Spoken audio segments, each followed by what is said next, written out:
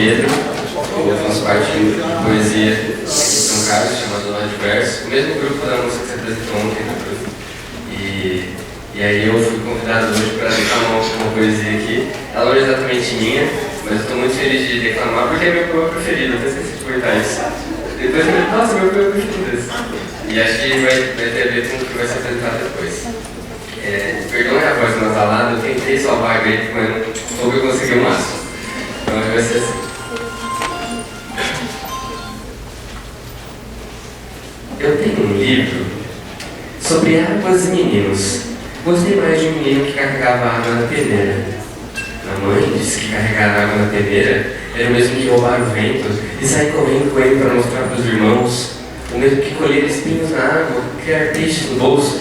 O menino era ligado a despropósitos. Quis montar os alicerces de uma casa sobre orvalhos. A mãe reparou que o menino gostava mais do vazio do que do cheio. Falava que os vazios são maiores e até infinitos. Com o tempo, aquele menino que era cismado, esquisito, porque gostava de carregar água na peneira, com o tempo, ele descobriu que escrever seria o mesmo que carregar água na peneira. No escrever, o menino viu que era capaz de ser monge, noviça ou mendigo ao mesmo tempo. O menino aprendeu a usar as palavras. Viu que podia fazer peraltagem com as palavras e começou a fazer peraltagens. Foi capaz de interromper o voo de um pássaro, botando um ponto final na frase. Foi capaz de modificar a tarde, botando uma chuva no menino. Fazia prodígios. Fez até uma pedra para fora. A mãe preparava o menino com ternura. A mãe falou: meu filho, você vai ser poeta. Você vai carregar água na peneira a vida toda. Você vai encher os vazios com suas peraltagens. E algumas pessoas vão te amar por seus despropósitos. Obrigado, gente. Boa tarde.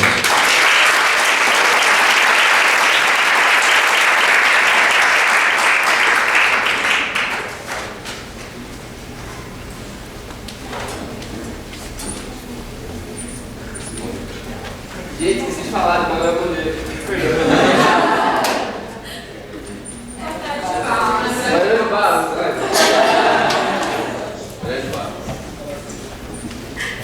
Boa tarde a todos e a todas. Para quem não esteve presente, na mesa de abertura, esse é um simpósio organizado pelo Grupo de Estudos e Pesquisa em Psicologia Concreta. O evento é gratuito e o certificado será enviado por e-mail mediante assinatura nas listas de presença, que vão estar circulando durante as falas na plateia. Também estamos recebendo uma contribuição voluntária para o custeio do evento. Isso significa que quem puder e quem quiser contribuir pode colocar o dinheiro no envelope que vai estar circulando junto com a lista. A sugestão é de R$20, mas vocês podem se sentir à vontade para contribuir como vocês puderem ou quiserem. Nós vamos retomar então as atividades do simpósio de Psicologia Concreta, compondo nossa próxima mesa de debates. Chamo a professora Angelina Pandita Pereira, a professora Gisele Mudé Magalhães e a professora Júlia Rosa, que fará a mediação da mesa, a quem eu passo a palavra agora. Obrigada.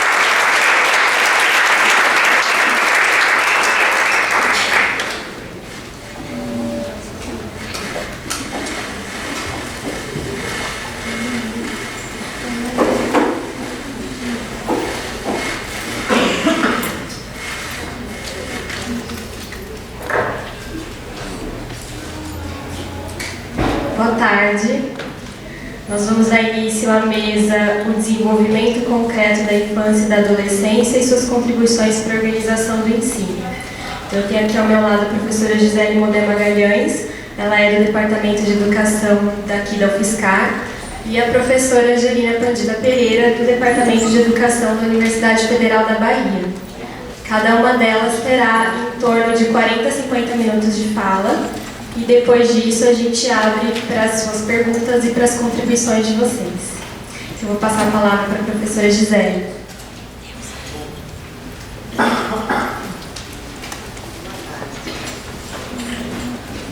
Boa tarde a todas e todos. Estamos aqui novamente na nossa terceira mesa, né? Satisfação imensa dividir essa mesa com a Angelina, minha grande parceira aí de faculdade, grande amiga e certamente parte da minha formação.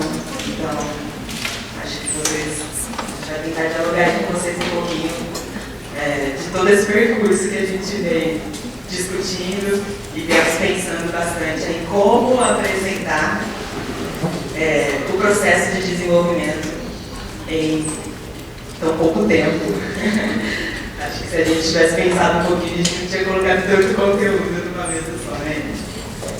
Mas, enfim, antes de dar início aqui à minha fala, eu queria saber só conhecer um pouquinho um pouquinho mais, né? A gente já conhece um pouco do público, mas só para a gente dialogar talvez um pouco de uma forma mais clara, né?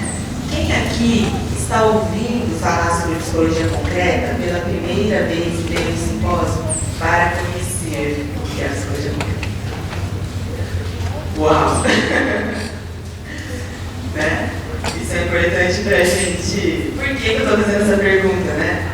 Porque João Marcos, você levantou a mão. Não é a primeira vez que você está ouvindo pelo menos uma ali, que eu vi que ele levantou a mão. Porque assim, às vezes de ontem, diversos conceitos foram sendo trabalhados e tratados como se todo mundo já dominasse, né? Então, essa é uma dificuldade que a gente tem em qualquer simpósio, em qualquer evento, porque o público é sempre heterogêneo, né? Então, a gente trata como se fosse já conhecido alguns conceitos. Então, a minha tarefa aqui, que é um pouco árdua, é dar uma limpada um pouquinho, tá? Nos conceitos. Então, eu vou retomar alguns conceitos.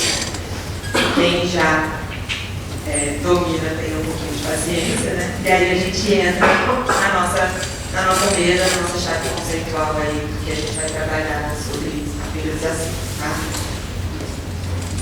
Então, o objetivo da nossa mesa hoje e aí é claro, tem aqui um roteirinho para eu não me perder.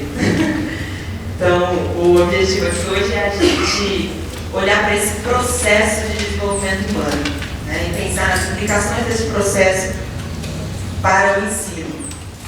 Então, a gente está trabalhando aí sempre, né, a relação da psicologia com a educação. O que é que dessa psicologia concreta a gente pode nos auxiliar nos processos de ensino. E aí a questão central que a gente traz, né, para esse simpósio é como fazer isso de uma maneira concreta. Então, nossos questionamentos partem do fato, né, porque a ciência sempre vai partir de fatos, de que, ao final da adolescência e da juventude, que é onde a Angelina vai chegar, a gente tem um acúmulo de processos de desigualdade social que impactam e alteram o processo de desenvolvimento dos indivíduos.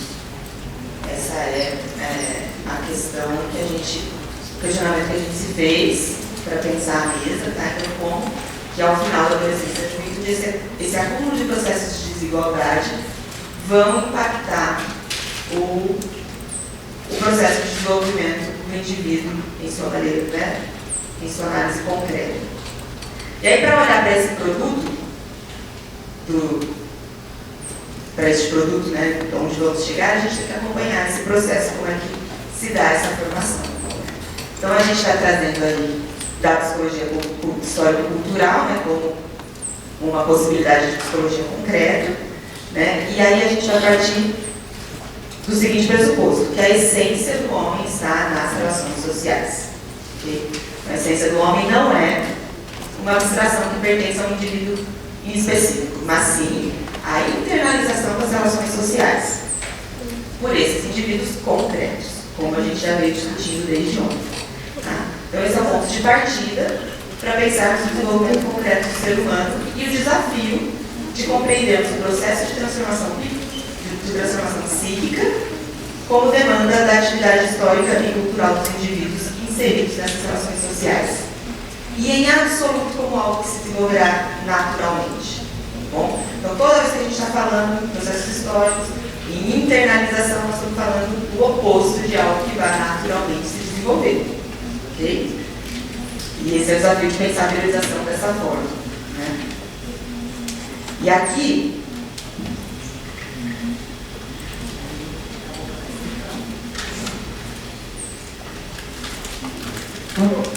E aqui a gente já tem uma questãozinha que foi trabalhada nas outras mesas e talvez não explicitada de maneira muito clara, que é a Lei Geral do Desenvolvimento do Vygotsky. Então, o Vygotsky vai chamar de Lei Genética Geral do Desenvolvimento exatamente esta internalização do social. Então, tudo que acontece, tudo que está dentro da gente, todas as nossas funções, a nossa consciência, existiu antes nas relações pessoais. Então, do interpessoal para o intrapessoal.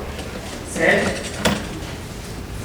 Quando ele fala lei genética geral, ele está falando justamente de gênese. Tá? Então, qual é a gênese das funções psicológicas? Qual é a gênese do psiquismo? É justamente as relações sociais. Tá? Esse é o desafio. Como é que, por isso, a Lígia disse na mesa dela ontem, como é que nos tornamos únicos diante de relações sociais aí que estão postas para todos?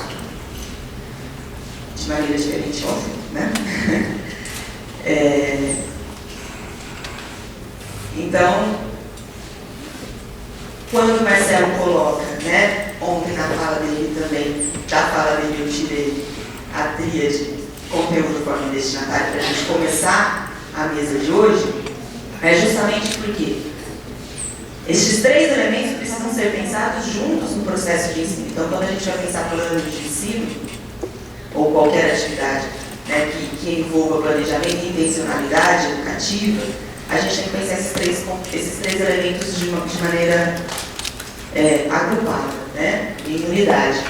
Então, quais são os conteúdos que eu quero transmitir, de que forma eu vou transmitir esses conteúdos e para quem eu vou transmitir esses conteúdos, né? Então, o que a gente vai tentar trabalhar aqui um pouco é justamente este destinatário da educação. Então, a quem se destina, ele está piscando, gente, nós não estamos conseguindo fazer parar, tá? Mas ele só pisca e volta, tá tudo bem. É bom que ninguém dorme. É porque ele fica me piscando toda hora. Cadê o destinatário? Ah, apagou. Mas lá, ó, parei, tá vendo? Então é esse destinatário. Para esse destinatário que nós vamos olhar, é para ele que a psicologia pode contribuir com os processos educativos quando a gente traz esse processo de desenvolvimento. Okay? Então, seja educação infantil, seja ensino fundamental, sejam os universitários, quem são essas pessoas? Sejam os jovens lá no cursinho popular, né? Quem são essas pessoas a quem nós estamos destinando os nossos processos educativos? Então, a nossa mesa vai explicar e nós vamos tentar olhar um pouquinho para o processo de desenvolvimento deste destinatário da educação. Ok? Dito isso, então, a gente vai abrir algumas chaves conceituais para a gente entender esse processo de periodização. Tá? Então, essas chaves conceituais, a gente, é claro, né, são alguns conceitos que a gente elencou que seriam importantes e possíveis, talvez, de se debater nessa mesa, né, que nos trazem aí a hipótese sobre as desigualdades de classe, raça e gênero como condições do desenvolvimento humano. Okay? Então, lembrando aí que a hora que a gente abre essas chaves, claro, a gente corre o risco de deixar lacunas e aí a gente discute depois se elas ficarem.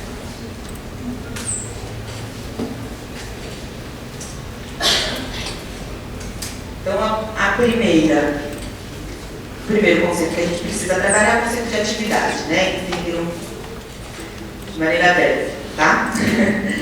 Então, não é possível a gente pensar desenvolvimento humano se não for pela atividade. Esse é um conceito importantíssimo para a psicologia sociocultural, trazido do Leontief, tá? Ele é um conceito, a atividade que permite a gente compreender o desenvolvimento para além da aparência dele. Olhando para este processo de desenvolvimento, olhando para as mudanças, as transformações que vão acontecendo na nossa vida, que o Leontief conseguiu captar o que está por trás dessas mudanças, dessa aparência, né, do que a gente vê nas transformações. Ele conseguiu captar o conceito de atividade, né, que é, né, aí a forma como a gente se insere na realidade objetiva. Mas a atividade é uma abstração, né? É uma categoria que a gente retira da realidade objetiva e concreta. Então, o que a gente vê de fato são as nossas ações, as nossas operações no mundo. né? Que se ligam, se conectam por um motivo, se ligam, se conectam na nossa consciência, né? Direcionados para um motivo. Então, o Marcelo falou muito de motivo ontem também, né? O motivo é exatamente um objeto, né? Que vai encerrar uma necessidade, então algo que se liga, né? Que se une a uma necessidade de cada um de nós e que nos mobiliza ações, então, que direciona as nossas ações. Tá? E isso que a gente vai vendo no dia a dia são ações e operações. Então, vocês estão me vendo aqui falar, vocês estão me vendo gesticular, vocês estão me vendo pegar o microfone. São as minhas operações de uma aula que faz parte de uma atividade maior, motivada por, no meu caso, né, um motivo de trabalho, um motivo maior do que simplesmente essa palestra. Essa palestra é uma ação de uma atividade maior do meu trabalho. Né? Então, assim a gente vai trabalhando bastante o conceito de atividade. Dá para trabalhar em todas as idades, em todos os processos, todos os períodos do desenvolvimento. É por meio dele, é só por meio dele, o Leon Tchev diz, que a gente consegue captar e compreender o desenvolvimento. Okay? É a atividade que vai promovendo o desenvolvimento psíquico e o desenvolvimento aí, que na verdade é o desenvolvimento da consciência. Tá? A atividade humana, ele traz esse conceito por analogia ao conceito de trabalho social em Marx, tá? Que promove o desenvolvimento da nossa consciência e que, por sua vez, essa consciência vai retroagir nas nossas ações. Nossa consciência vai se formando e aí, por meio dessa consciência, desse sistema, né, de significados aí que a gente vai captando da realidade, isso vai retroagir nas minhas ações. Ok? Então, a atividade é uma categoria de análise, obviamente, que surge do próprio objeto estudado, que é o processo de desenvolvimento. Quando observamos o processo de desenvolvimento, o que identificamos é o que o indivíduo faz. Mas por que ele faz? Por que ele deixa de fazer? Por que ele começa a fazer outras coisas? É o que a gente tem que analisar, o para além da aparência. Okay? Aí a gente tem que buscar os motivos e compreender a atividade. Então, se antes ele engatinhava, ele passa a andar, falar, correr, ler, escrever, e se tudo der certo, questionar, né? E desobedecer. Ou seja, essas mudanças a gente vai compreendendo no processo de atividade e encontrando os motivos de cada um fazer o que faz. Podemos dizer então que a categoria atividade é um conceito científico que eleva o nosso pensamento para a universalidade. Pois podemos observar pessoas desenvolvendo-se em qualquer lugar do planeta por meio de suas atividades. Então, todo mundo vai se desenvolver por meio das suas atividades. Sendo uma universalidade, a atividade é uma abstração, né? Mas ela é uma abstração que vem da vida concreta, veio de uma observação concreta. Então, se o que fazemos está ligado direta ou indiretamente a algum motivo que nos leva a agir, e esse motivo é algo da realidade, que canaliza as nossas necessidades e também cria novas necessidades, então o que fazemos e necessitamos é condicionado pelas demandas sociais, pelas necessidades que são criadas socialmente. Tá? Por exemplo, qual a necessidade de uma menina na Arábia Saudita estudar para se profissionalizar se naquele país as mulheres são educadas para casar e servir aos homens? Qual a necessidade de uma menina na Alemanha estudar para se profissionalizar? Qual a necessidade de um adolescente negro na periferia de São Paulo estudar para prestar medicina?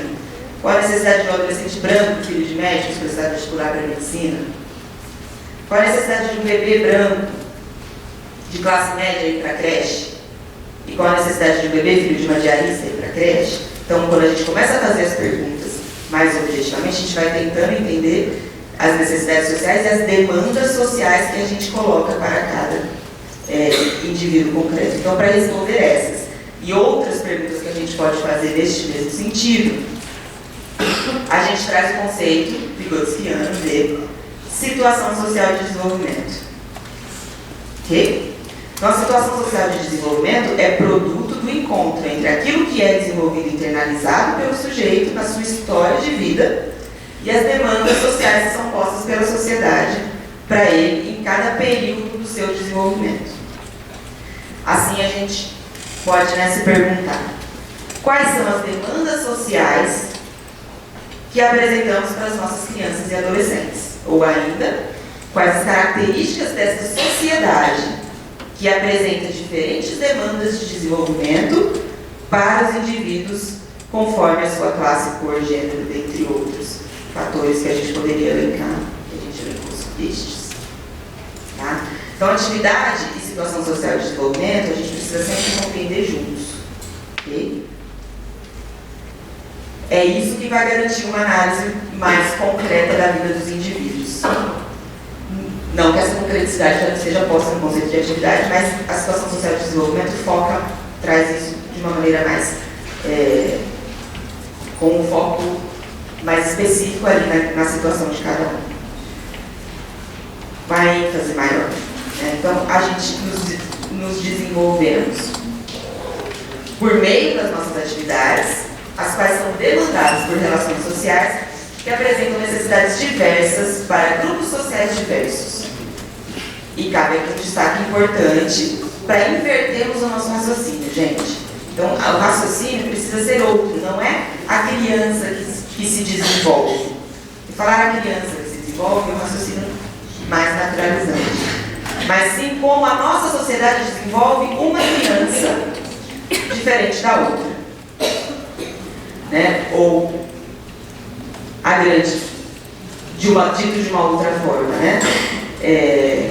Como uma ou outra criança se coloca na sociedade. A questão não é como uma ou outra criança se coloca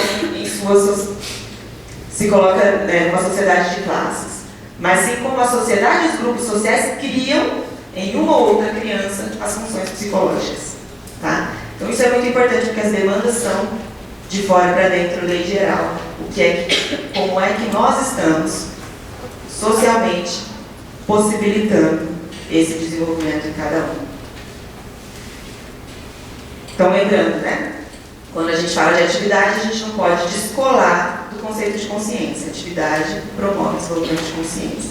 Ou seja, um sistema interfuncional, sistêmico e semântico. Né? A gente vai adentrar um pouco mais nesse conceito quando falarmos dos períodos. Então, é por meio da atividade que pode ocorrer o desenvolvimento de novas formações, de nova organização da consciência. Novas formações psíquicas mesmo, tá? Nova reorganização das funções, nova reorganização da atenção, da memória, da linguagem, tá? De todas as funções psíquicas. E isso nos dá uma nova configuração da consciência que vai retroagir no que a gente faz. Tá? Isso significa dizer que diferentes situações sociais de desenvolvimento demandam diferentes atividades que promovem diferentes formações psíquicas e diferentes organizações da consciência em diferentes momentos da vida. Ok? Então, a consciência também é uma categoria que surge do próprio processo de desenvolvimento, né? E como possibilidade de compreender o fenômeno psicológico em sua concretude. Então, a consciência é definida por Leontiev em seu percurso histórico como um elemento que está atrelado à atividade prática e sensorial e que gradativamente vai se emancipando da prática, então sai de novo de fora para dentro, né? Então começa lá o bebê na atividade prática, né?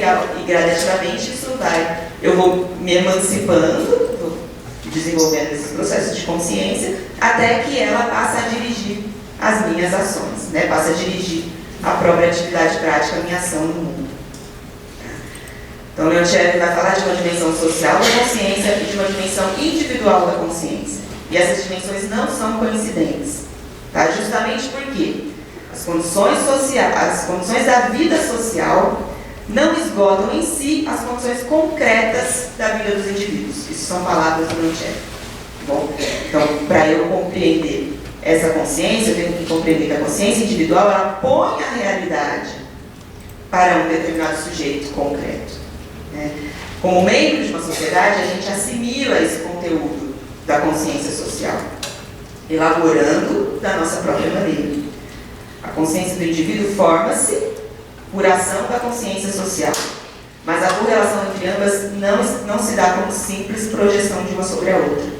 Então, a forma como a gente vai captando e organizando a nossa consciência individualmente, essa consciência, né, esses significados sociais que a gente vai captando, isso cada um vai fazer de acordo com as suas condições, de acordo com as suas, tanto o desenvolvimento que já, na situação social de desenvolvimento, né, então tanto o desenvolvimento que já trouxe história, na sua história de vida, como as demandas sociais. E aí a gente vai internalizando. Então isso depende das próprias condições concretas de vida do indivíduo, tá? Pelo caminho que ele percorreu, pela sua atividade, pela sua existência, ok? Então é difícil dar conta da discussão pormenorizada da consciência, né? E também não daria, a gente não daria conta nessa mesa. Mas a gente está só elencando o conceito, porque é uma configuração que a gente vai tentar olhar aí e buscar compreender, para compreender a atividade, né? Não tem como não falar de consciência.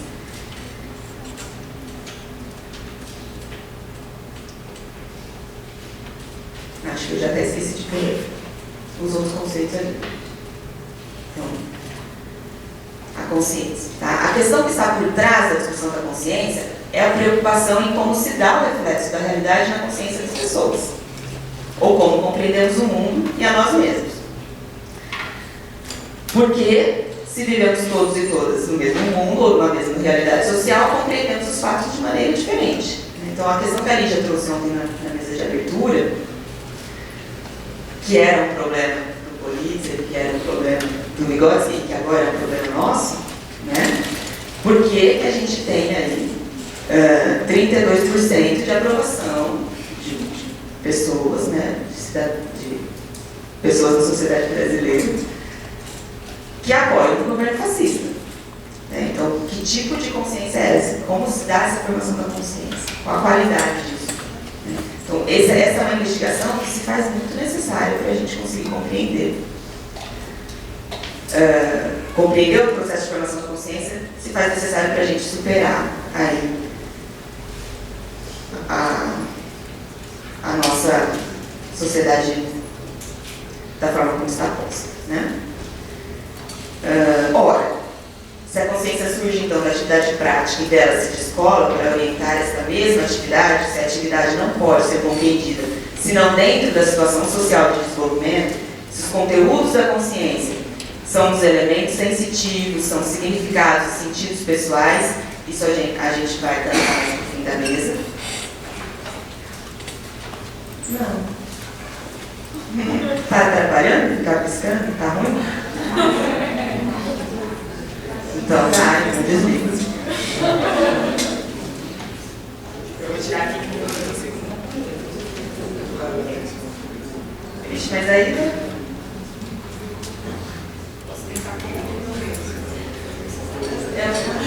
Não é o computador. Trocar o computador não resolve. Bom, vou seguir a gente, aqui da gente, meu tempo é escasso para dar conta. Beleza, conta aí, mas problemas técnicos.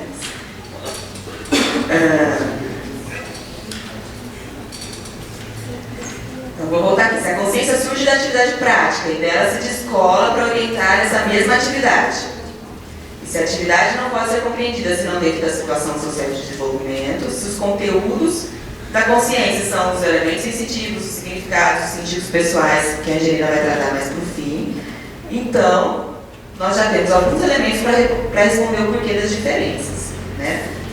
Essa captação sensorial e perceptiva da realidade não é igual desde o princípio da vida.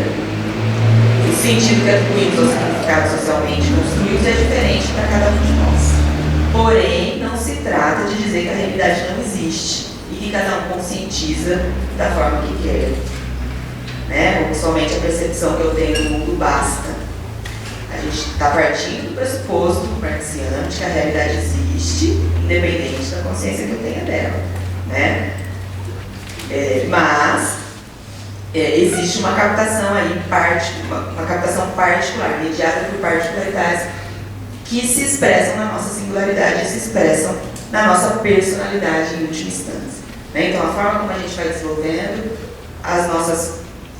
o nosso psiquismo, a forma como a gente vai desenvolvendo a nossa consciência se expressa em última instância na nossa personalidade. Então, certamente, como já foi dito, são conceitos aí que requerem mais estudo. Tá? O outro conceito que ia aparecer ali é o de periodização. Né? Então, cabe então a gente compreender as especificidades desses conceitos em cada momento da nossa vida. E foi o que o Oconee fez e sistematizou na década de 1960 na União Soviética. Né? Ele foi orientando de Leontiev e ele sistematizou algumas atividades ao longo de todos os períodos da vida. Isso significa que é daquelas crianças que nós estamos falando quando a gente diz de atividade que guia o desenvolvimento em cada período. E cabe a nós trazermos isso e vermos o que isso nos ajuda a compreender a nossa realidade aqui. Né?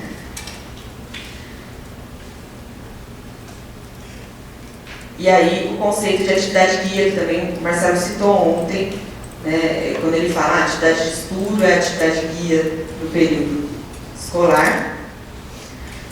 O conceito de atividade guia é do próprio Leontiev, e aí ele vai dizer que é uma atividade que promove o nosso desenvolvimento de maneira mais importante em um determinado período. Tá? Então é uma atividade que permite que surjam outras atividades de dentro dela. Então, à medida que a atividade guia se estabelece, a gente vai trabalhando e pensando também em linhas acessórias, em outras atividades que estão surgindo de dentro daquela atividade mais importante, né? Daquela atividade que orienta o desenvolvimento. É a atividade que tem mais importância do ponto de vista da formação da própria personalidade. Tá? E da qual dependem as principais mudanças psicológicas na personalidade infantil, né? E também adolescente. Então, na verdade, assim, a gente tem feito, né, estamos fazendo aí alguns estudos que nos permitam analisar mais concretamente a periodização do desenvolvimento no Brasil, mas, enquanto isso, a gente tem que ir pensando como é que esses estudos do Oconee, da Bozovich, entre outros autores aí que estudaram a periodização, podem iluminar as nossas análises das nossas crianças aqui.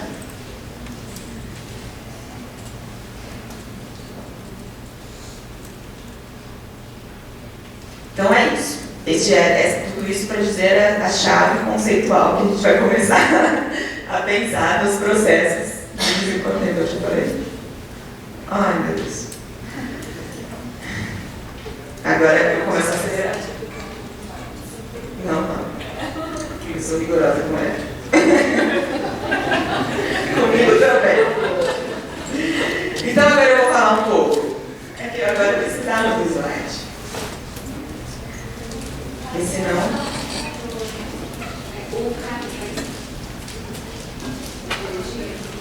É ele que está comigo.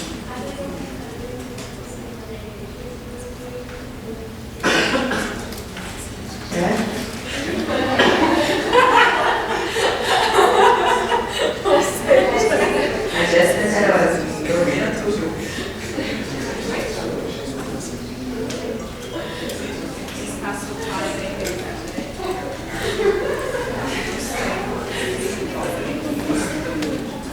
Mas o computador Marcelo ontem funcionou direitinho. O meu computador não é tão potente assim. Tá?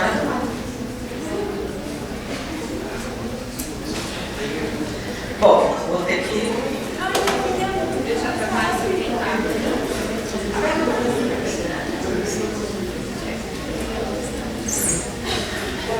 Só preciso ver.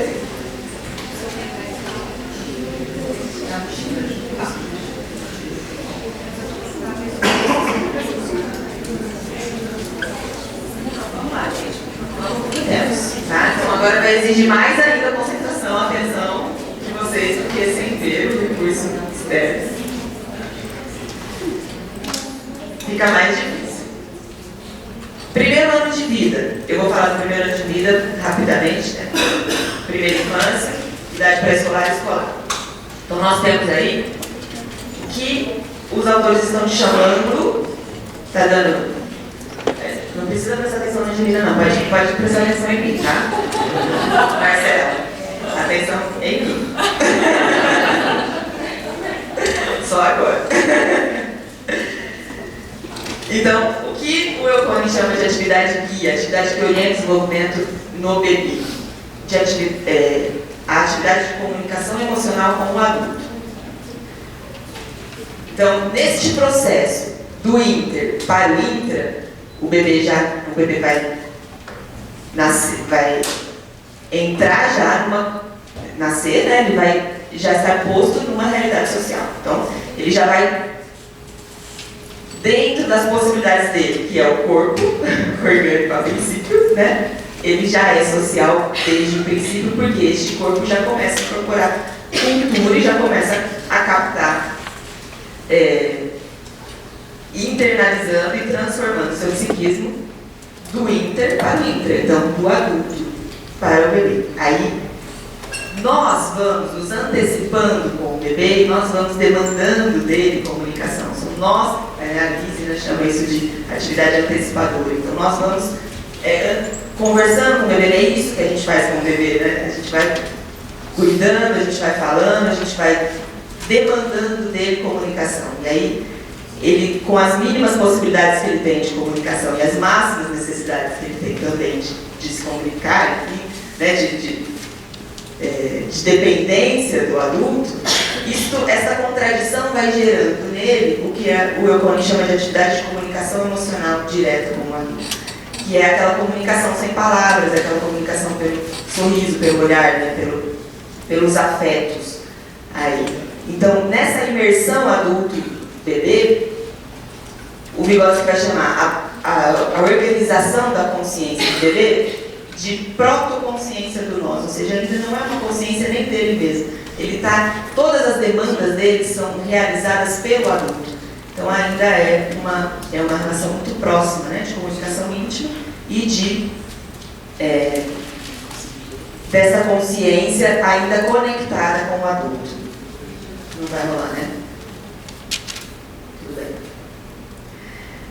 O que a gente tem surgindo dessa atividade de comunicação emocional com o adulto? Então, à medida que essa comunicação emocional vai se estabelecendo, e a gente tem vários videozinhos em aula, né, Ju, que a gente passa, os meus alunos já viram. Então, a gente vai mostrando como o bebê vai se comunicando com o adulto, aquele olhar, aquele sorriso. À medida que essa comunicação vai se estabelecendo, nós também vamos demandando e apresentando para o bebê os objetos. Então, os objetos vão entrando, né, no meio dessa relação que era direta. E aí, os objetos, o bebê começa, à medida que a gente apresenta, então, sempre fazendo o raciocínio, né, da demanda social para o desenvolvimento da consciência. Então, a gente vai apresentando os objetos e ele vai explorando esses objetos. Então, é o que o Eukone chama de movimentos reiterativos e concatenados com o objeto. Ele vai simplesmente explorando. Ele não necessariamente usa o objeto com a sua devida função, né? Ele vai só explorar lá a forma, né? A textura, enfim, a parte sensória e perceptiva. Então, as funções perceptivas, a função percepção está em grande destaque nesse momento. Então, esses movimentos reiterativos com o objeto, eles vão surgindo de dentro dessa comunicação emocional, porque nós estamos demandando isso, e esses movimentos reiterativos concatenados vão também, à medida que isso se esgota, né, à medida que o bebê domina essa exploração, então aí vai surgindo também, por imitação inicialmente, claro, né, a função dos objetos. Você vai começando a usar os objetos com a sua devida função. E aí a gente tem um salto para a primeira infância, que é a transformação da atividade de comunicação emocional com o adulto, que era a guia do primeiro ano de vida, para a atividade objetória manipulatória na primeira infância. Então, quem já teve contato com esses textos da comunicação, fica mais fácil abstrair o que eu estou falando, né? Mas eu estou dizendo de maneira bem sintética este processo de desenvolvimento, de transformação da atividade guia. A atividade guia se transforma à medida que muda a situação social de desenvolvimento do bebê, ou da criança, seja lá, né, de qual idade a gente estiver falando. Mudou a situação social de desenvolvimento, mudou a posição social, vai se transformando a atividade guia. E isto é demanda da sociedade para com essas crianças. Tá? Primeira infância, à medida que ele vai usando os objetos com a sua devida função, a gente vai ter também, os objetos eles não estão soltos no mundo, né? E este mundo que ele está explorando os objetos é o mundo dos falantes. Nós estamos falando como bebê sobre os objetos. A fala, né, o som, vai começando a acompanhar o objeto, como se fosse mais uma característica do objeto, a garrafa, né? Eu olho para a garrafa, ele vai explorar a garrafa e eu estou falando para ele a garrafa. Né? As professoras estão falando com eles dos objetos na creche, né? Então eles estão vendo, experienciando, imitando a sua devida função e ouvindo aquilo que a princípio é só um som para aquele objeto, mas que à medida que ele vai compreendendo o significado daquela palavra, ele vai começando a agir nessa realidade de acordo com o significado das coisas. Então eu posso falar, gente, olha isso, como é importante para o desenvolvimento do psiquismo à medida que eu vou falar uma palavra, um som, né, que tem um significado e que isso vai orientar a ação da criança. Na hora que a gente começa, o que a gente faz hoje com tanta naturalidade aqui, olha só, sem slide, né? Eu estou aqui falando, vocês estão certamente acompanhando todo o raciocínio, né? Mas veja, isso surge lá no início, quando o bebê começa a usar as primeiras palavras e usar com a sua devida, com o seu devido significado. Nós estamos falando, a palavra ela representa algo da realidade. E isso na educação infantil é extremamente importante. Nós estamos começando a falar de processo de simbolização de algo que representa algo. A gente vai descolando da realidade. Então, a gente estava falando da lei geral do desenvolvimento, de fora para dentro. Então, aquilo que está lá posto na realidade, eu não preciso trazer ela inteira aqui para vocês. Eu estou falando dela e vocês estão conseguindo acompanhar pelo significado das palavras.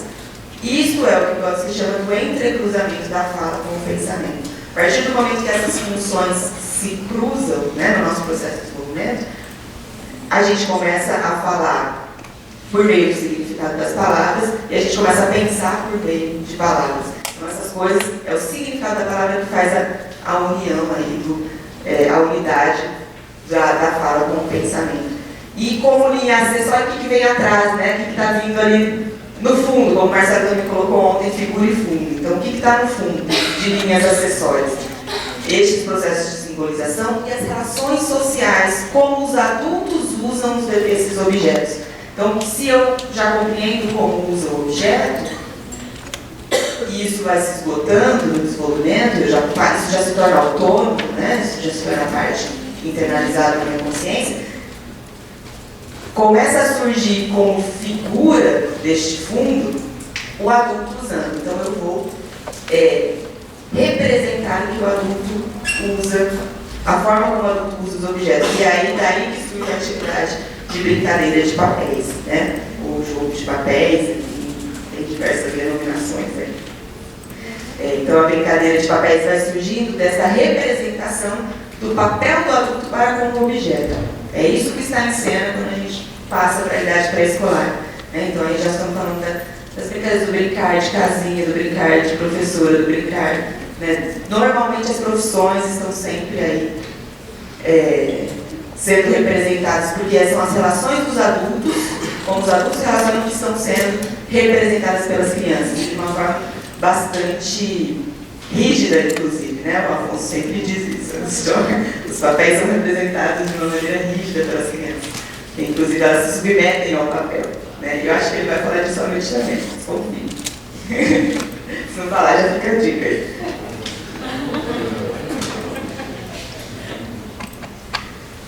Bom, à medida que a gente está falando de entrecruzamento de fala com pensamento, e à medida que a gente está falando de representações de papéis sociais pelas crianças, nós já estamos começando a falar aí de uma consciência sistêmica e semântica. Então, as funções psíquicas elas vão se reorganizando, né? Agora, seguindo essa organização sistêmica aí, né?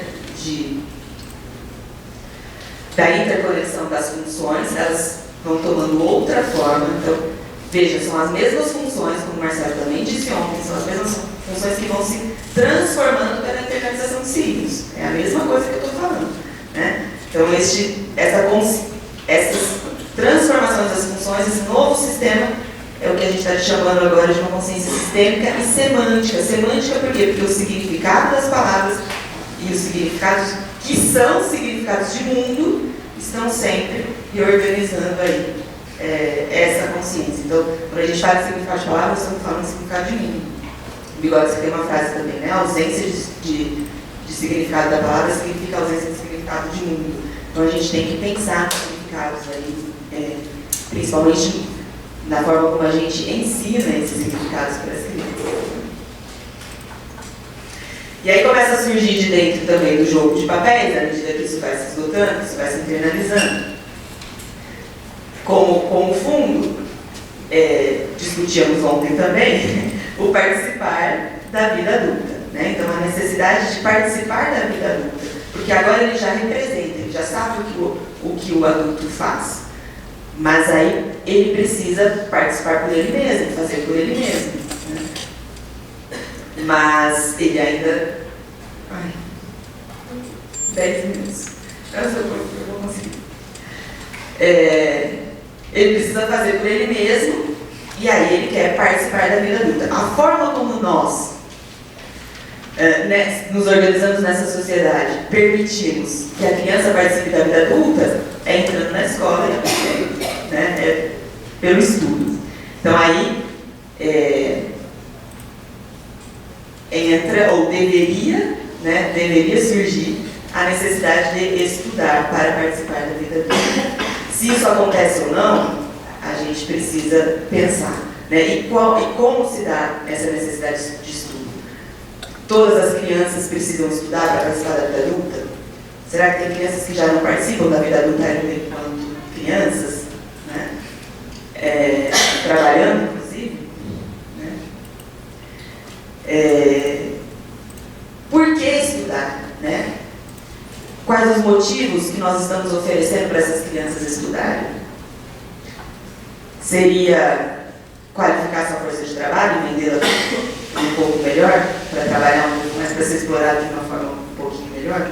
Né? Enfim, quais os motivos que nós estamos oferecendo para essas crianças estudarem? E aí elas perdem, né, perdem o interesse pela escola. Essa é a questão, isso que a gente tem que se perguntar. Por que elas não querem mais ir para a escola? Porque a gente tem que pensar os motivos do que a gente está oferecendo para elas estudarem. Né? E essa é uma das provocações aí que a gente traz para a mesa, né? Enquanto implicação para a educação, repensar os motivos que a gente pode oferecer, que estamos oferecendo enquanto demanda social, né, para essas crianças. Considerando aí que elas estejam na escola, que elas estejam motivadas pelo estudo, esta educação, essa escola deveria, né, demandar, em termos de reorganização aí da consciência, o pensamento abstrato. Né? Deveria demandar a abstração do pensamento. Né? É do empírico, do real, que a gente vai internalizando. Então, o que nós estamos fazendo aqui, falando, né, de maneira abstrata, de diversos conceitos, sem precisar apresentar, sem precisar do material dourado, né, para ensinar matemática.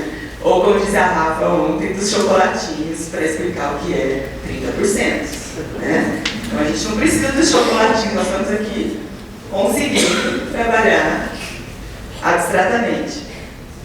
Isto é o que nós deveríamos, né, o que o ensino deveria demandar do ponto de vista do desenvolvimento da consciência.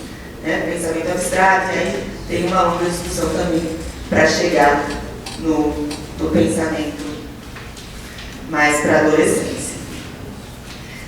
De dentro começam a surgir as linhas acessórias, que são as relações pessoais que a Angelina ou a Índia vai falar para vocês.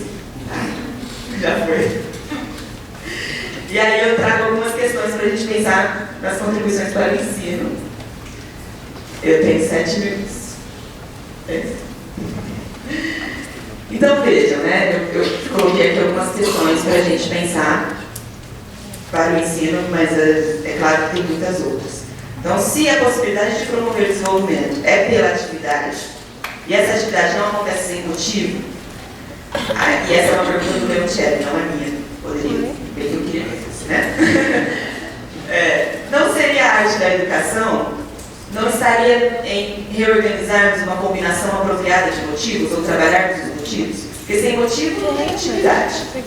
Né? É pela atividade que a gente organiza desenvolvimento, que a gente organiza função, que a gente organiza consciência. Então, a gente não deveríamos repensar e trabalhar melhor o conceito, ou os motivos que estamos oferecendo para essas crianças agirem, porque, eu disse antes, né, o motivo é algo externo, né, é um objeto que encerra uma necessidade nossa, que nos coloca em ação. Então, é isso que vai permitir novas ações, novas atividades. Se a internalização de signos é matricial no desenvolvimento psíquico, não deveríamos pensar na qualidade desses signos? Que signos são esses que nós estamos oferecendo para as crianças, né, ou para os adolescentes? Que signos são esses que nós estamos transmitindo para as crianças? Porque signo a gente transmite pela cultura, e para que eu transmita este signo, eu tenho que ter me apropriado dele. Então, o professor, ele não é um mediador simplesmente por estar ali na presença das crianças, trazendo os objetos. Ele porta o signo de como usar a garrafa e transmite este signo para o bebê. Ele que ensina o bebê como usar a garrafa. Então, não é só por a garrafa que ensinar. Então, se eu não sei matemática, eu também não consigo ensinar matemática. Né? Se eu não tenho calma, eu também não consigo acalmar outra pessoa. Então, a qualidade destes signos, né? A qualidade dos signos que eu tenho internalizado em mim, também precisa ser repensada. Como estamos também cuidando dos signos que estão mediando o nosso próprio signo? Né? Eu sempre digo isso em sala de aula, né? O nosso bisturi para operar a realidade são os conceitos. A gente não tem bisturi, a gente não tem raio-x, a gente tem conceito. Então, quais são os conceitos que estão mediando a nossa própria formação? Né? E aí a gente não tem mesmo respostas muito diretas, né? Receitas prontas do que o professor tem que fazer, porque a gente tem que estudar juntos, a gente tem que pensar juntos, a gente tem que rever os nossos próprios conceitos, né? São eles que vão nos permitir operar, transformar nossa consciência e operar essa realidade de uma maneira mais fidedigna, com uma qualidade aí, com a qualidade que queremos e intencionamos. Então, o processo educativo é um processo intencional. Né? Qual consciência queremos formar? Qual a qualidade dessa consciência a gente quer formar? E aí a Angelina também vai abordar um pouco isso no final, mas a gente já adianta, né? Uma consciência, já estamos dizendo isso ao longo das mesas, uma consciência para o coletivo, porque essa consciência para o indivíduo, para o individualismo, está nos matando. Né? Este individualismo todo que a gente tem visto não vai fazer que a gente sobreviva juntos, nós vamos acabar. Né? Ou com a gente, ou com o planeta, ou não vai sobrar muita coisa, mas a gente precisa pensar, né, na formação da qualidade dessa consciência para o coletivo. Então, eu tenho como fazer isso já desde a educação infantil. Né? Eu sempre me lembro quando eu falo desse exemplo do exemplo das massinhas. Né? Na minha tese, eu tenho filmado uma atividade com massinhas, onde a professora deu uma cor de massinha para cada criança, 2 anos e meio mais ou menos. E aí as crianças, obviamente, primeira infância, olharam, fizeram uma outra cor também, né? Afetou, olhou, percebeu, afetou, pegou, agiu, né? Unidade ali. Então elas começaram a pegar as massinhas umas das outras. E aí a professora interviu, claro, né? Não, cada uma com a sua cor. Né? Pra quê? Pra não ter briga. Então,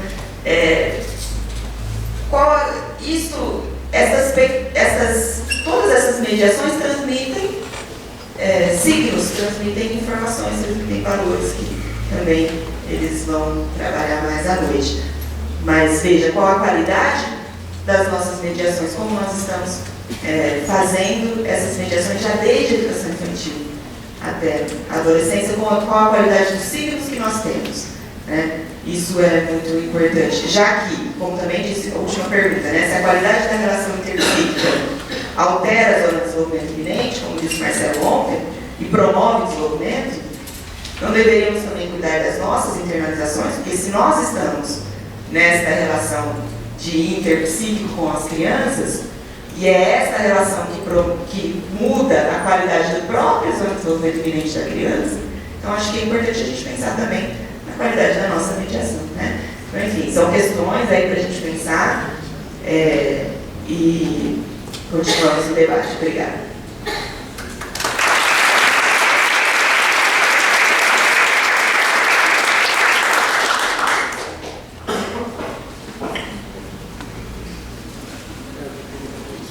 Obrigada, Gi. Eu vou passar a fala para a Angelina.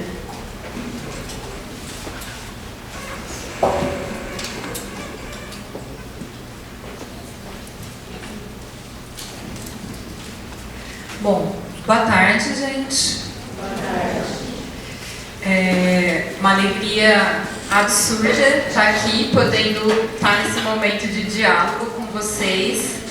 A gente já contou um pouquinho da nossa história pregressa juntas e é uma alegria poder dividir essa mesa com uma pessoa que é parte. A gente sempre fala isso, né? Que a Gi anda em parte de mim e eu ando um pouco em parte na Gi. Porque a gente foi partilhando caminhos de formação pessoal e profissional muito juntas. Assim. E aí as linhas afetivo-cognitivas estão muito interligadas na relação e nas coisas que a gente vai produzindo enquanto conhecimento. Foi muito bom poder, e o simpósio foi uma oportunidade muito boa para a gente poder também retomar esse exercício de poder pensar e sistematizar junto. E ter vocês aqui nos colocou aí em atividade de poder dar conta um pouco de sistematizar as coisas que a gente tem pensado sobre o processo de desenvolvimento, né? E aí, o que eu vou trazer aqui, partindo primeiro, né, da generosidade da Gisele de ter exposto os conceitos iniciais, o que me poupa muito trabalho. Que eu já posso ir para as especificidades da adolescência e trazendo alguns outros conceitos mais específicos desse momento do desenvolvimento.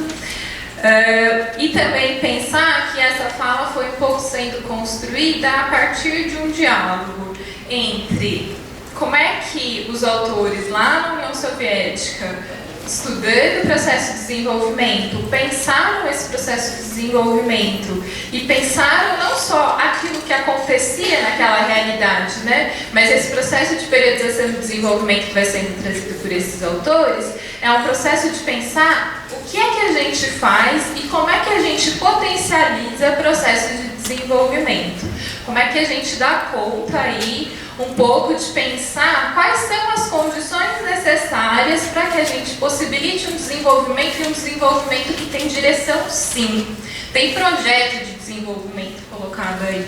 E é um projeto de desenvolvimento pensado para um sujeito que possa compreender teoricamente a realidade em que ele vive e formar valores que o comprometam e que o coloquem em atividade de contribuir para a emancipação do conjunto da sociedade. Então isso está pautado como um projeto, né? E aí a gente vai colocar isso, pensar aí um pouco os escritos desses autores e como é que eles foram pensando aí esse processo de desenvolvimento, ao mesmo tempo que nos fazendo algumas perguntas de pensar como é que a gente pensa isso que estava colocado como potencialidade naquela realidade dentro de uma realidade de um país que foi colonizado, que é um país de capitalismo dependente até hoje, que é um país perpassado por desigualdades de classe, sim, e que essas desigualdades de classe têm marcas específicas também em relação às questões raciais e de gênero, né? Então, é um pouco por esses caminhos que eu vou tomar um pouco a bola que a gente já me preparou aí o caminho para poder pensar o desenvolvimento da adolescência e falando um pouco, trazendo algumas das questões que eu pude começar a pensar na minha pesquisa de doutorado, olhando para a relação de adolescentes com um tipo de educação específico que era o ensino médio profissional, que aqui a gente chama de, que eram as ETECs daqui. É que eu mudei recentemente para a Bahia, gente, aí eu fico assim, tendo que sabe, fazer um movimento de traduzir o que é que eu estou falando. Bom, ok, né? E ela não tem uma pretensão de ter, né, nenhuma conclusão pronta sobre, mas pensar aí dentro dessas leis gerais que a Gi trouxe, né, do processo de desenvolvimento, quais são as particularidades do processo de desenvolvimento no nosso contexto social. E pensando aí que a gente está nessa mesa falando, vai buscar tensionar aí, pensar essas particularidades. A gente não vai chegar a discutir a singularidade, embora essa seja uma meta, né? Mas ela não está posta ainda, não foi a nossa intenção, e acho que a gente nem tinha condição de fazer isso, nem enquanto sujeitos, nem enquanto teoria mesmo, né? Porque está também em processo de desenvolvimento. Bom, vou falar de adolescência. Não dá para começar a falar de adolescência, a meu ver, e já falar do que é que os autores da União Soviética falavam de adolescência, sem eu antes limpar um pouco o conceito que a gente tem de adolescência. Por quê? Porque a gente fala de adolescência no senso comum de uma forma bastante naturalizada. A gente fala da adolescência como aquele período em que o sujeito fica muito instável, que a gente não entende muito bem porque que ele faz isso ou deixa de fazer aquilo, muda de opinião toda hora. Não é à toa que muitas vezes a gente se refere ao adolescente como o aborrecente, né? Ponto de vista da descrição do que é o adolescente. Mudança de humor, conflitos, rebeldia, esse momento de olhar para dentro. Tudo isso que a gente vai falando no nosso cotidiano sobre o que é a adolescência, vai trazendo uma descrição do que a gente, na aparência, vê do fenômeno, né? E essa descrição do que na aparência a gente vai ver do fenômeno vai ter que ser explicada pela ciência, né? Vai ter que ser buscado, será que é assim mesmo e por que é assim? E aí a gente vai ter questões dentro da própria ciência, né? Se a gente for olhar para os autores dentro da psicologia tradicional, se eu posso chamar assim, mas se a gente for olhar para o primeiro cara que foi falar sobre a adolescência dentro da psicologia, que foi o Hall, mas se a gente for olhar até para autores que são usados ainda hoje como referências na área da adolescência, que é o Nobel, o próprio Erickson, eles vão falar dessa fase como todas essas mudanças que eu coloquei aí como descrição, todas essas características que eu coloquei aí como descrição, eles vão falar sobre elas como desencadeadas por um processo da mudança orgânica do sujeito. Então eles dizem assim: o corpo do adolescente muda, tem uma série de mudanças hormonais acontecendo neste corpo, e são essas mudanças do ponto de vista tanto dos hormônios que são liberados, quanto do corpo, que agora já não é mais infantil, mas também não é adulto, que são essas mudanças que vão gerar um processo de volta para si, e de reflexão, e de um não muito lugar dentro da sociedade, porque ele não é nem mais criança, mas também não é adulto. Parece que a gente chegou em uma explicação. Mas do ponto de vista da teoria histórico-cultural, a gente vai dizer, é realmente na aparência que isso é uma explicação. Por que na aparência? Porque você está pegando um elemento, que é o elemento da mudança orgânica, e colocando ele como a causa de todas essas mudanças que a gente vê descritas aí do processo da adolescência. Mas por que isso é aparência, né? Por que isso não é uma explicação de fato? A gente vai ter aí um processo de pensar que, por um lado, isso que que está sendo colocado como causa dessa mudança, a gente pode questionar. Questionar em que sentidos? Por uma via do desenvolvimento histórico, bom, se a questão é orgânica, né? Os autores vão colocar que a dimensão desencadeadora é uma dimensão orgânica. Se a questão é orgânica, por que é que a gente não tinha discussões sobre a adolescência até o século XIX? Não tinha nem palavra para designar esse período de desenvolvimento.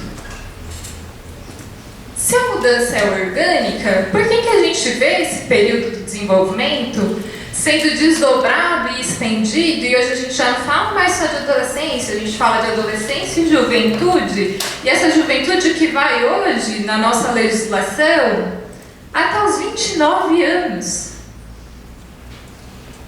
É uma extensão muito grande para ser por conta de uma mudança muito pontual, né, da mudança orgânica. Então, se a gente vai pegar isso do ponto de vista disso enquanto um surgimento histórico dessa categoria, o que é que explica que a gente comece a falar disso dessa forma e o que é que explica essa aparência dessas regularidades colocadas na descrição do fenômeno? Bom, o que os autores vão trazer para a gente, né? O Ares, que é o Felipe Ares, que é um historiador, já vai trazer para a gente um elemento disso, né? Isso nasce num momento histórico bastante marcado de desenvolvimento do capitalismo, em que eu tenho, por um lado, um processo de desenvolvimento da tecnologia, que também se reflete numa extensão do período de escolarização e que se reflete numa postergação do ingresso no mercado de trabalho.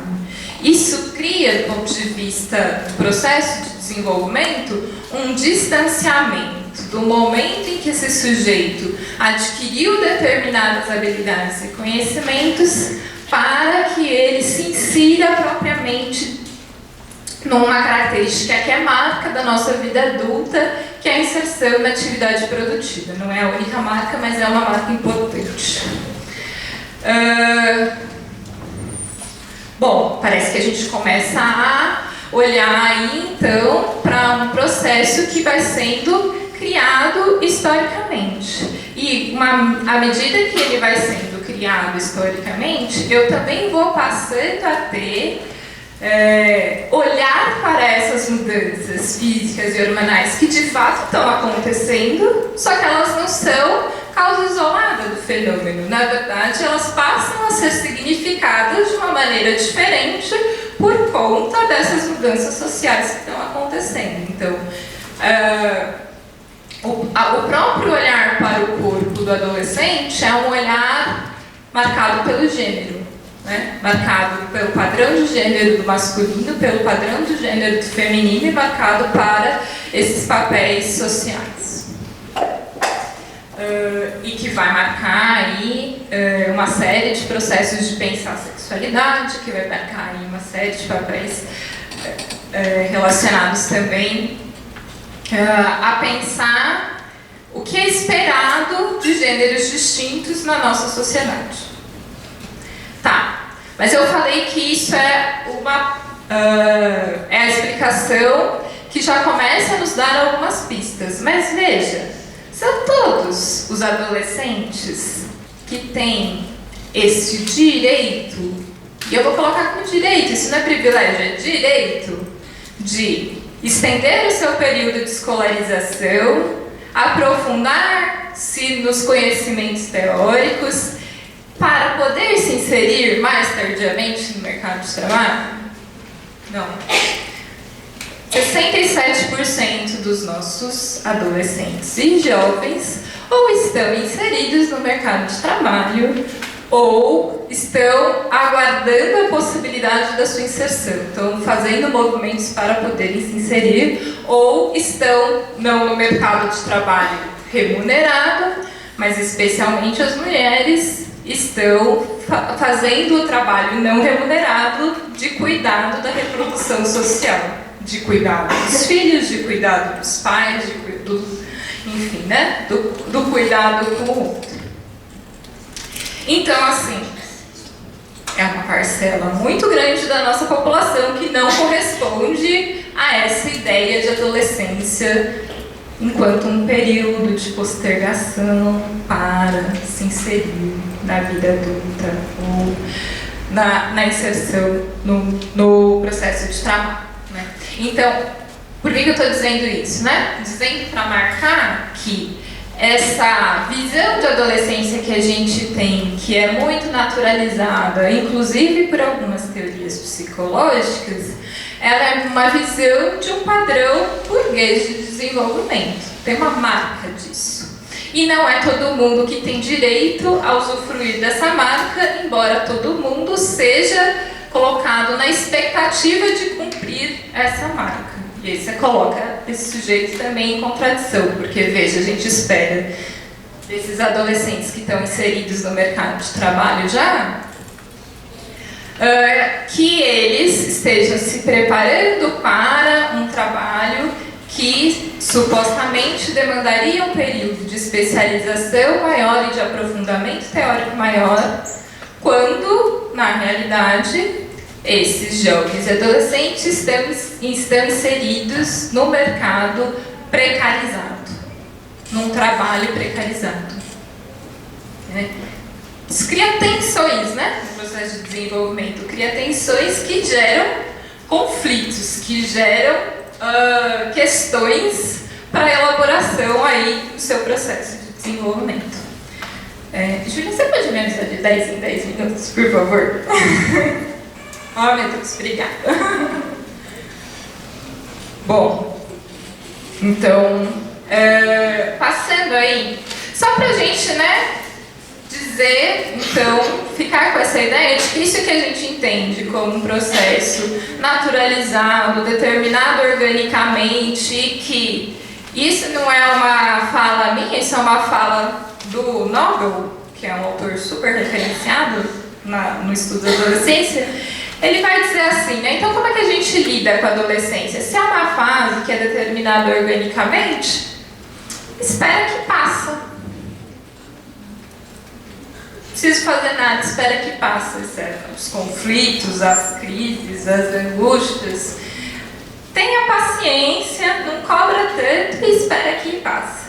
Isso é um problema. Um problema por quê? Porque, para mim, isso vai levando a uma visão que naturaliza essa fase enquanto uma fase conflituosa e que despotencializa e retira o adolescente e o jovem do seu lugar de ator social, do seu lugar de que aqueles conflitos e que aqueles questionamentos, que as mudanças de humor sinalizam coisas sobre a nossa sociedade, apontam numa realidade em que ele está ali num momento de desenvolvimento, que é um momento que, por conta da nossa organização social, está nesse momento muito crítico no sentido de que, se a gente for pensar para quais são as perspectivas de futuro do jovem hoje, se a gente for pensar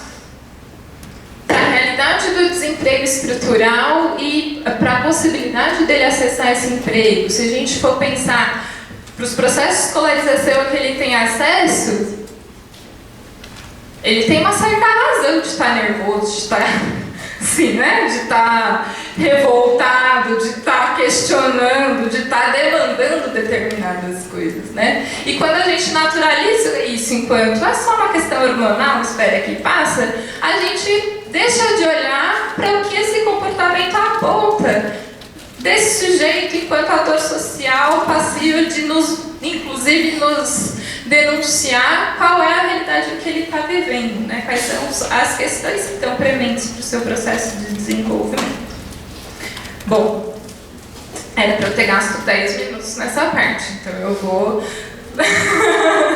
me ajustar aqui para pensar a continuidade, né? Quis trazer isso primeiro porque eu acho que pensar a adolescência, não dá pra gente falar de adolescência sem primeiro desnaturalizar o conceito que é muito corrente sobre o que é processo de adolescência. Tendo dito isso, e o que os autores soviéticos nos trazem para pensar a adolescência? Eles pensaram a adolescência também. E o que eles vão nos trazer de possibilidade para olhar para este momento do desenvolvimento? Pegando lá, entendendo a adolescência enquanto uma situação social de desenvolvimento específica, que, como Gisele já bem colocou, representa um encontro do que é demandado do sujeito num determinado momento de vida com aquilo que já foi também acumulado de desenvolvimento ao longo do seu processo de formação, né? Então, esses autores vão apontar aí, primeiro, que para eu entender a adolescência, para eu entender, como o Gil também já colocou, né, para eu entender qualquer processo de desenvolvimento, eu preciso olhar para o contexto social. Eu preciso olhar para a qualidade das mediações e eu preciso olhar para o que a sociedade demanda desse sujeito nesse momento específico do desenvolvimento. A Gi colocava lá, então, que no final da idade escolar, no processo da idade escolar, as crianças são demandadas a estarem em atividade de estudo e que, neste momento, eu estou formando a linha acessória em que estar com o outro é importante. Estar com o outro vai criando a necessidade de se criarem códigos e valores partilhados em comum com os seus próprios pais. Então,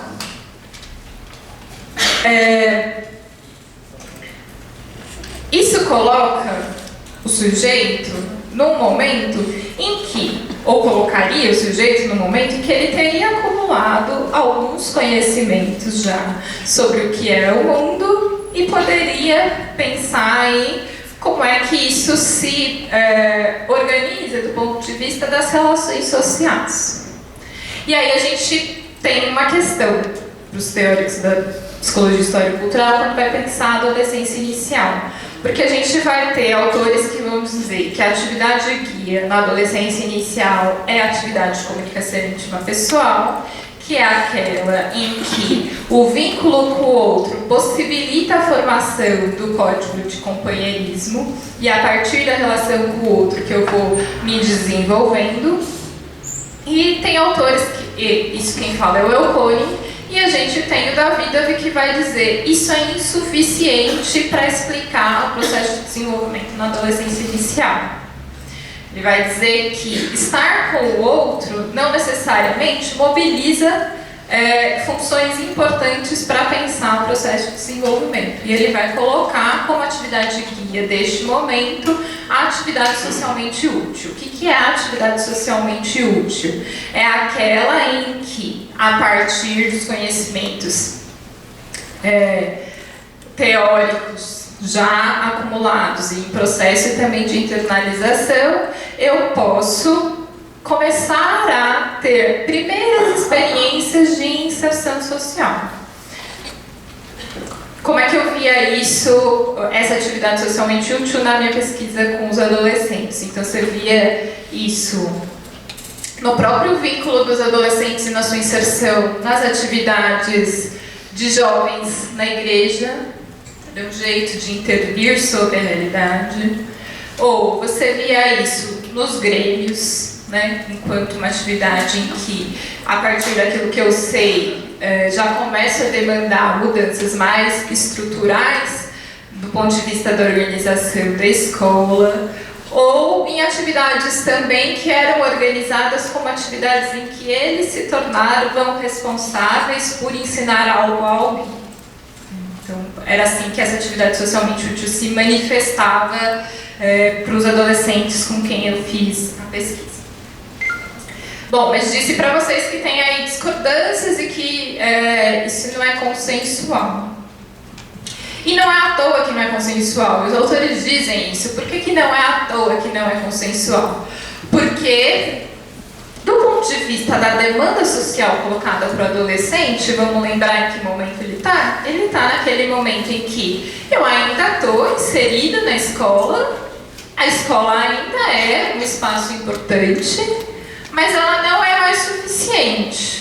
Ele não é valorizado só por isso. Isso não é a fonte exclusiva de como a sociedade olha para ele. Só que também a sociedade não estruturou muito bem o que é que se está demandando dele. Então fica difícil eu definir qual que é a atividade guia neste momento, porque eu precisaria ter um processo de definição social mais estruturado do que, então, esse momento do desenvolvimento.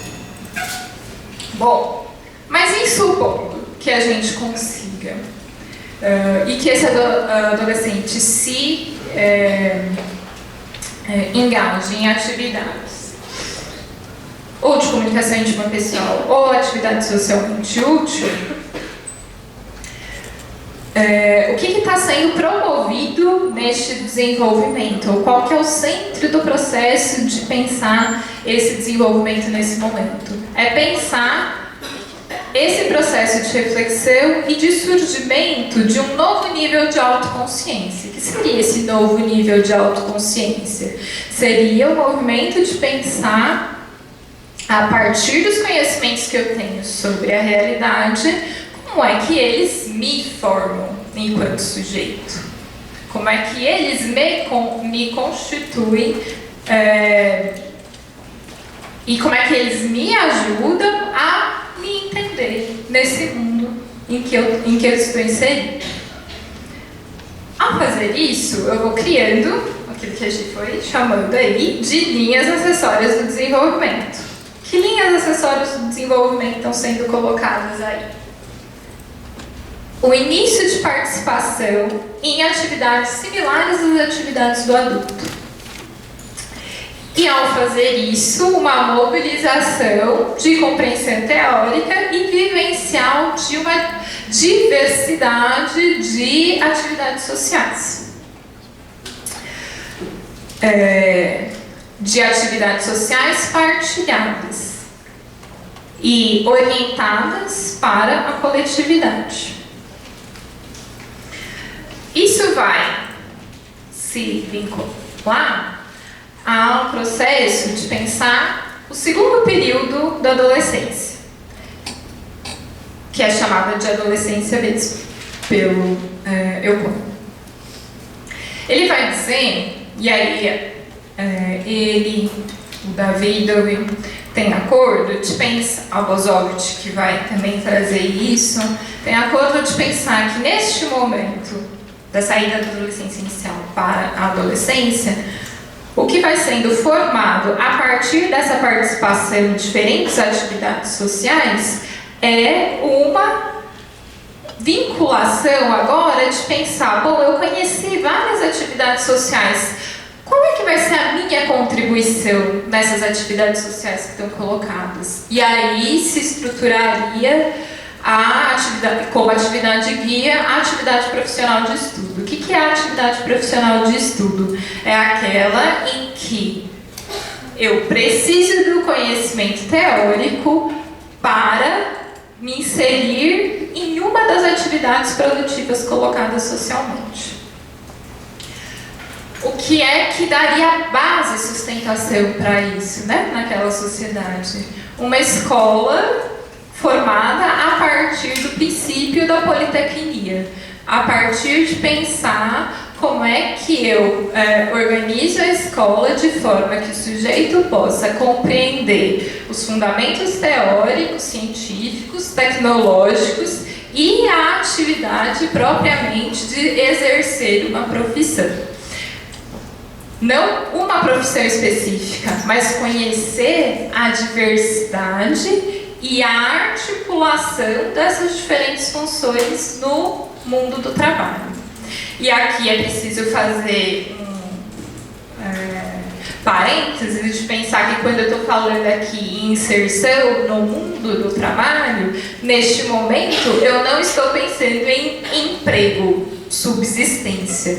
Trabalho aqui, neste contexto, é dizer que eu estou pensando em uma atividade que tem uma contribuição social para a emancipação da sociedade como um todo e que tem e que a partir dela eu interfiro na realidade e ao interferir nessa realidade aquilo que eu produzo naquela realidade também me modifica. Então eu estou pensando em trabalho numa perspectiva muito diferente dessa do nosso trabalho cotidiano alienado que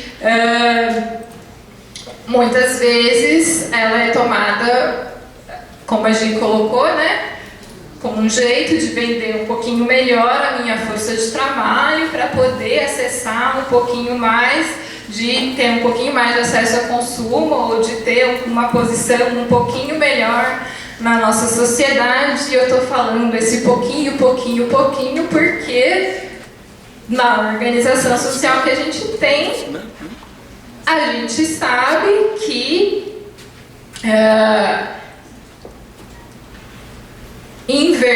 romper, como é que eu vou colocar isso, né?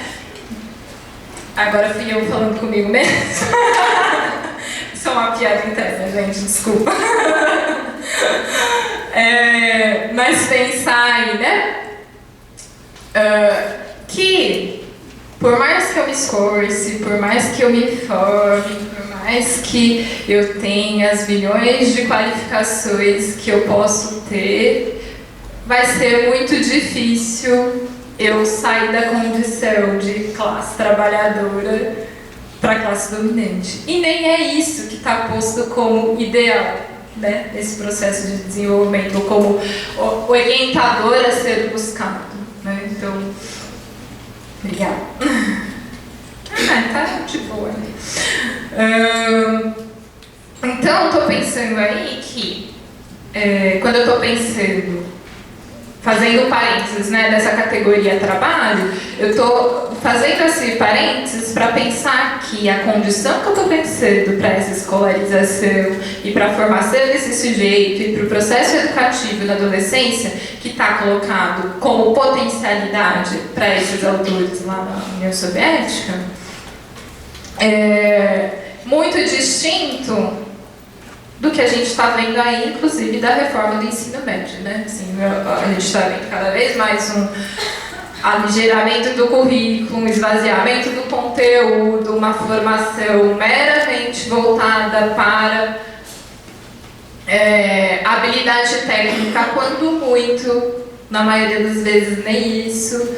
Então, quando eu estou pensando aí atividade profissional de estudo como uma atividade de guia, eu estou pensando numa atividade em que eu possa conhecer a diversidade de possibilidades de articulação aí entre as mais diferentes profissões que a gente foi criando ao longo da história da humanidade, como é que elas se articulam, como é que elas dão sustentação para a nossa sociedade, e que a partir de conhecer essa diversidade e de conhecer a articulação dessas diferentes profissões, eu vou formando uma concepção generalizada de mundo, uma compreensão do que é este mundo. E esse seria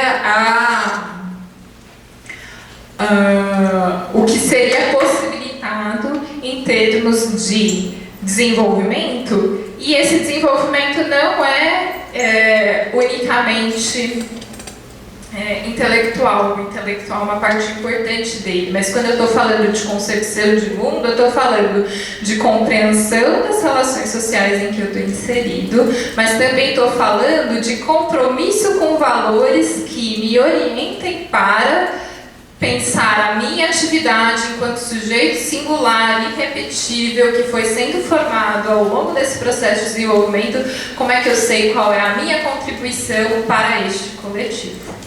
Então, estou pensando aí como é que eu oriento também a minha atividade nesse coletivo. E essa consciência, então, nesse momento, vai sendo formada como uma consciência voltada para pensar, então, quem é que sou eu? Como é que eu posso dar a minha fatia de contribuição para essa realidade? E que vai dando origem ao que os autores vão chamar de sentido da vida e de descobrir o seu lugar no mundo. Quer dizer, esse momento de crise, de se perguntar, de refletir sobre, é um momento de buscar e formar e pensar quem é que você é eu nesse coletivo maior. Tem sentido da vida sendo formado?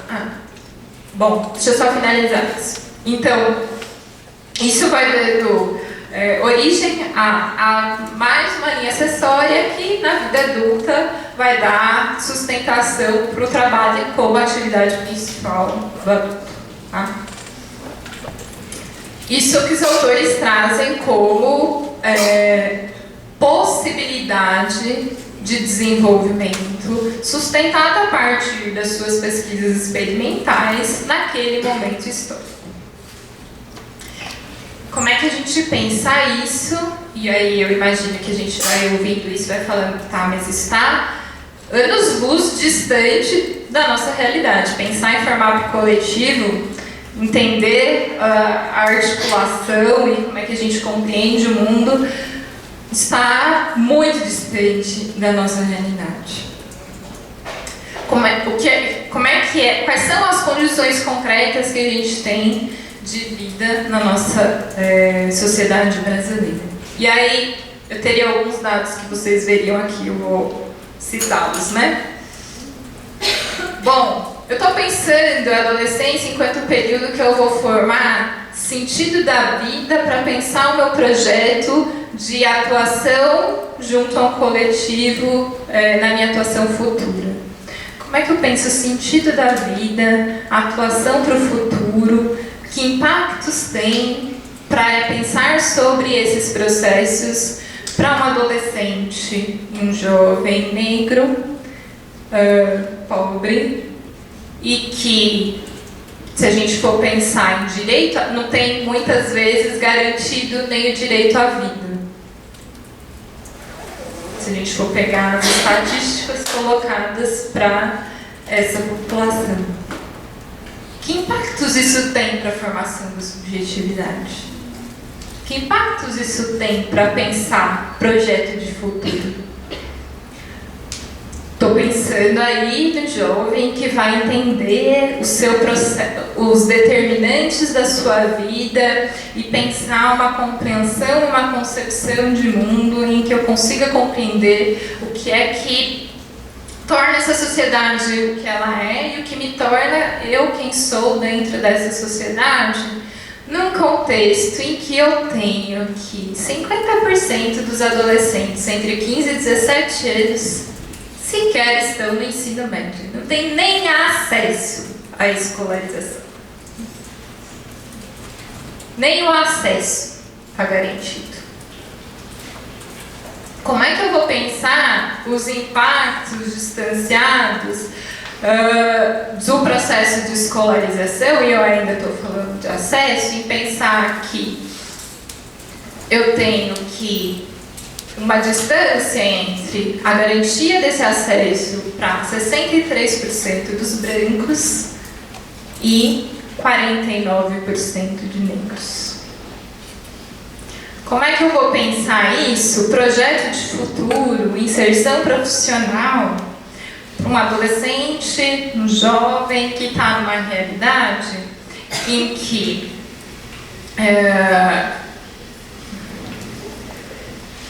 estou vendo aqui os meus dados. 33,4% dos jovens de 18 a 24 anos não têm acesso ao emprego. Desses, 60,4% são negros. Entre 15 e 17 anos, esse índice geral é de 35% para homens e de 46% para mulheres. Então, o acesso ao emprego remunerado, quando eu considero o marcador de gênero, também é bastante distinto. Que impactos isso tem para pensar o meu processo de formação da subjetividade? E são perguntas isso mesmo, porque na verdade a gente está aqui pensando em como é que a gente constrói pesquisas para poder estudar concretamente quais são os efeitos dessas particularidades no processo de desenvolvimento concreto na nossa realidade. E eu trouxe exemplos de algumas opressões, mas é importante marcar que essas opressões, a partir da compreensão do materialismo histórico, elas têm uma fonte. Na sociedade capitalista, a fonte é a divisão de classes. Ela se expressa de formas diferentes para gêneros distintos e para raças distintas, mas a origem é colocada como a opressão de classe. Por quê? Porque eu preciso criar papéis de gênero muito marcados para poder justificar quem é que vai ter a responsabilidade pelo trabalho não remunerado que gera mais-valia. Mulheres. Eu preciso ter justificativas criadas para poder justificar por que é que vão ser os negros que vão ter os piores índices de qualidade de vida e a maior dificuldade para acessar determinados espaços. Racismo. E para entender isso no nosso contexto brasileiro, eu ainda teria que pensar isso dentro de um contexto de país que foi colonizado, que é capitalismo dependente, dentro de uma estrutura do imperialismo. Não dou conta de fazer isso nesse momento, estou só jogando aqui as coisas que a gente precisa dar conta, né?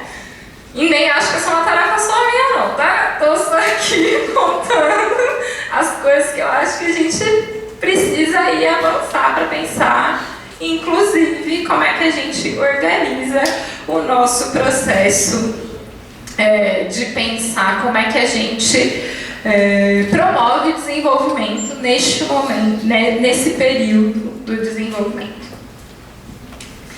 Bom, que impactos isso traz para a adolescência? Por um lado, se eu tenho sequer direito à vida, e quando eu tenho direito à vida, eu tenho uma série de dificuldades para acessar a escolarização, para acessar emprego, como é que eu penso construção de sentido da vida?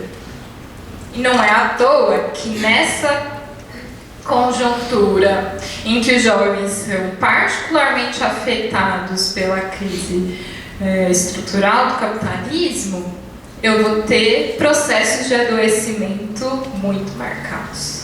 E eu nem vou entrar nisso, mas assim, para a gente pensar porque que os adolescentes têm o índice de suicídio entre adolescentes e jovens tem subido, para a gente pensar os processos, né, de automutilação, para a gente não olhar para isso como características dos sujeitos individuais, né? Mas pensar isso dentro do contexto de, poxa, como é que eu vou pensar direito, sentido para a vida dentro desse contexto? Eu tenho que tomar cuidado para não dizer isso de uma forma que diga, então não tem jeito. Não, peraí, não é isso que eu estou dizendo. Estou dizendo que tem condições concretas que produzem adoecimento. E se eu estou entendendo que tem condições concretas que produzem adoecimento, que produzem dificuldades para eu construir determinados sentidos para a vida, eu preciso pensar como, dentro dessa realidade, eu consigo, por um lado, possibilitar essa compreensão de que esse problema que parece muito meu não é meu só, e pensar como é que eu construo formas de resistência que também não são formas de resistência individual só, porque não vai dar, né? Não dá para enfrentar esse tamanho de dificuldade de uma maneira individualizada. Por outro lado, eu também tenho, mesmo para as pessoas que vão ter acesso ao direito à vida, que vão ter acesso à escolarização, que vão ter acesso ao emprego, a formação subjetiva também está muito melhor não, assim. Também tem se produzido o que, do ponto de vista da subjetividade? Uma subjetividade cada vez mais competitiva, cada vez mais afundada numa busca desenfreada por ser e ter acesso a uma série de coisas e que também tem produzido sentidos egoísticos e alienados para essas pessoas. Assim, essa alienação está posta para todo mundo na nossa sociedade. E nesse movimento, vou pensando aí, então, como é que a gente conta um pouco disso, né? E aqui vem essa mesa, assim, me encaminhando para pensar. Vai dar. Aqui vem, então, essa série de provocações colocadas, né? Por que pensar no processo de periodização do desenvolvimento? Para começo de conversa, né? Eu falei, a gente começou desnaturalizando o processo de desenvolvimento da adolescência, falou de como isso era entendido lá pelos autores da União Soviética, viu que as condições em que isso estava pensado são muito distantes das nossas condições. Então, por que pensar um processo de periodização do desenvolvimento? E aqui eu acho que é importante, fundamental, resgatar que pensar a periodização dentro da psicologia histórico-cultural foi, e para mim continua a ser, uma tarefa histórica de pensar como é que eu organizo processos educativos. Por que dizer que eu quero formar um indivíduo comprometido, um indivíduo crítico, que compreende as condições sociais e que se compromete com a formação de uma sociedade emancipatória? É lindo, só que é muito difícil de operacionalizar isso em processo, né? Eu penso este processo de constituição. Então, para mim, pensar a periodização é conseguir ter marcadores que me ajudem a pensar como é que eu organizo este processo de desenvolvimento ao longo da vida do sujeito. E daí que aquilo que os autores soviéticos colocaram como potencialidade tem que ser investigado, sim, na nossa realidade, mas eles já trazem um arsenal de conceitos que a gente bem colocou no começo, que nos ajudam a olhar para essa realidade, que nos ajudam, inclusive, a buscar quais são as condições concretas em que esses sujeitos estão se formando atualmente. Por outro lado, essas provocações que eu fui colocando também dizem respeito a gente ter uma compreensão de não naturalizar o desenvolvimento. Nem o desenvolvimento que é colocado pelo desenvolvimento burguês, e também não entender isso que a gente colocou como periodização do desenvolvimento como uma coisa que está cristalizada. Muito pelo contrário, né? Acho que a tentativa aqui foi de marcar que, para promover este desenvolvimento, é preciso condições para que esse desenvolvimento aconteça. E essas condições dependem, um pouco das provocações vinham no sentido da gente apontar que essas condições dependem de coisas que extrapolam o âmbito da educação escolar. De coisas que eu preciso pensar como é que eu organizo uma sociedade que de fato promova o desenvolvimento emancipatório. Que a educação em si, sozinha, desvinculada de um processo de transformação social, não vai dar conta dessa tarefa.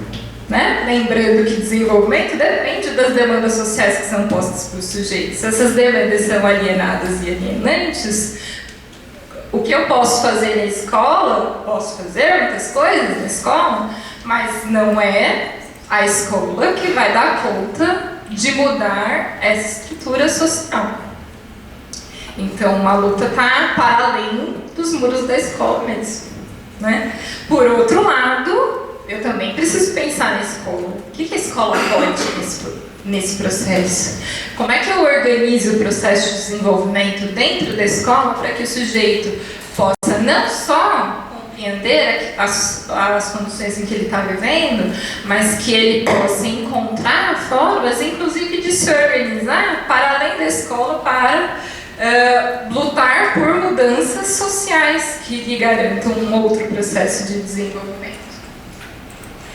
E pensar aí como é que eu faço uso disso, entendendo que esse é um sujeito que é um sujeito em processo, né?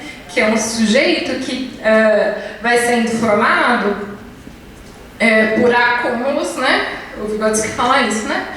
Dos acúmulos quantitativos para saltos qualitativos no desenvolvimento. Então tem que pensar isso na processualidade dessa constituição. Olha, Então, só para finalizar, e aí pensar, essa organização do ensino tem a ver com o que a Gi foi colocando ali quando ela traz as conclusões dela na fala dela, né? Pensar esse processo de organização do ensino é pensar como é que eu gero motivos e necessidades, o engajamento do sujeito na sua atividade de estudo, atividade socialmente útil, atividade profissional de estudo, para que possa ele, a partir da sua atividade, se apropriar e se apropriar de determinados conhecimentos, determinados valores, e formar a sua concepção de mundo, para que a gente possa criar condições para gerar esses motivos e essas necessidades para o engajamento do sujeito nessas atividades. Era isso. E que pensar tudo isso, né? Pensar organização do ensino, pensar processos de mudança da sociedade e pensar, inclusive, o que a gente precisa dar conta de construir enquanto ciência psicológica para dar sustentação a essa tarefa é um processo coletivo, né? Que está dado, não está finalizado e que é um desafio que a gente tem para enfrentar conjuntamente. É isso.